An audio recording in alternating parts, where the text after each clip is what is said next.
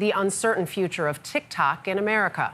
On Friday, President Trump said he and Chinese leader Xi Jinping made progress toward allowing the social media app to continue operating in the United States.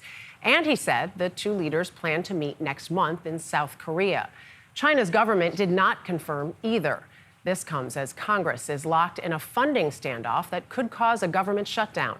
Willie James Inman is at the White House with details on it all. Willie, good morning. Dana, good morning to you. President Trump spoke at length with President Xi Jinping on Friday and said he would meet the Chinese leader at an upcoming summit. This comes as the leaders negotiate the future of TikTok.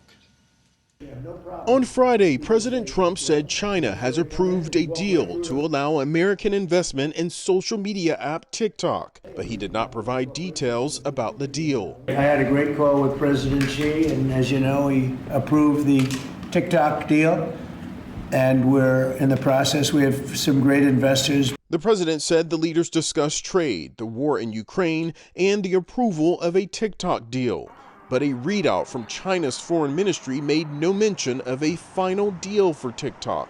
We have to get it signed. I guess there could be a formality. Trump delayed enforcement of a law that would force TikTok's parent company, ByteDance, to divest its stake in the app or face a ban in the U.S. Because there is tremendous value, and I hate to give away value, but I like TikTok. Sam Vinograd is a CBS News national security contributor. The underlying question is whether the Chinese government will, in any capacity, have access to Americans' data. Meanwhile, on Capitol Hill, Congress has yet to pass a funding bill to keep the government open beyond the end of the fiscal year, increasing the likelihood of an October 1st partial government shutdown. The yeas are 310, the nays are 58. The House passed a GOP-backed bill on Friday to keep the government funded until November 21st.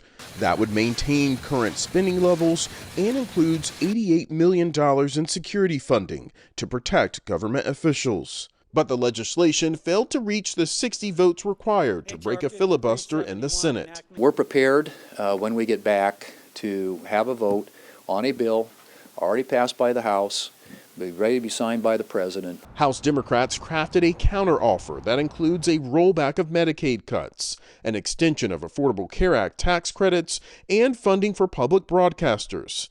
A non-starter for Republicans that also failed to reach the 60-vote threshold in the Senate. We have only a week left.